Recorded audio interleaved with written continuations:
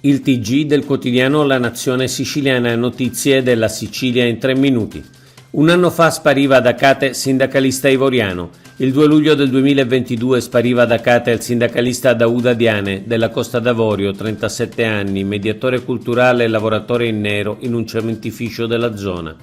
Quella mattina si stava recando proprio lì, da allora nessuno lo ha più visto. Aveva più volte denunciato le pesanti condizioni di lavoro, ha lasciato la moglie e un figlio di 7 anni, evidentemente è stato ucciso ma non è mai stato trovato il corpo. Il procuratore capo di Ragusa ha denunciato un clima di assoluta mancanza di collaborazione di chi probabilmente sa ma non vuol parlare. La Sicilia intera non può tollerare né dimenticare. Caro Voli, Garante Prezzi incontra compagnie aeree.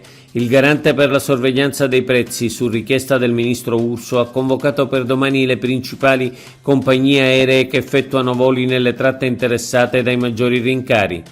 La nostra battaglia sul caro voli, ha detto il presidente Schifani, sfociata in più ricorsi, registra un'iniziativa apprezzabile da parte del Ministero delle Imprese. Era più che doveroso che le strutture del governo scendessero in campo per accertare anomalie e stroncarle, per evitare al cittadino vessazioni inaccettabili. Schifani e San Martino al Comitato delle Regioni. Il presidente della regione Renato Schifani e il vicepresidente Luca San Martino sono stati nominati membri del Comitato europeo delle regioni.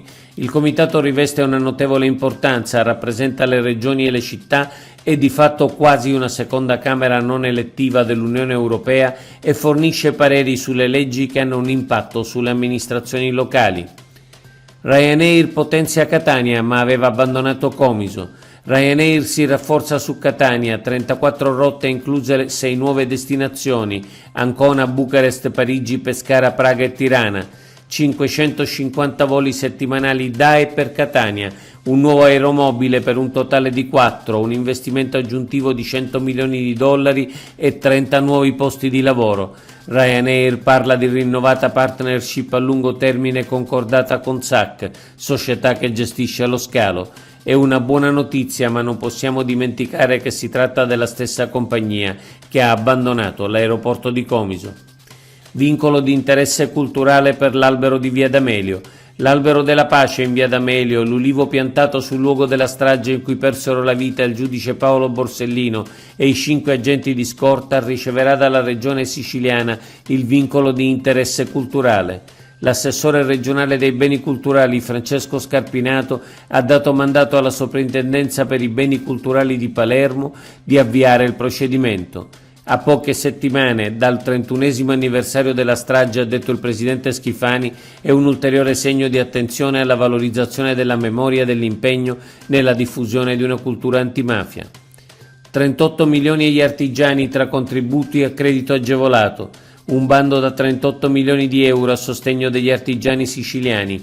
Approvato e pubblicato l'avviso pubblico Più Artigianato, il cui obiettivo è sostenere gli investimenti delle imprese del settore. Le agevolazioni consistono in un abbattimento degli interessi sui finanziamenti bancari fino all'80% del tasso di riferimento, cui si aggiunge un contributo in conto capitale pari al 20% degli investimenti sostenuti. Oggi è tutto. Per l'informazione della Nazione Siciliana, notizie.sicilia. Approfondisci su www.lanazionesiciliana.eu.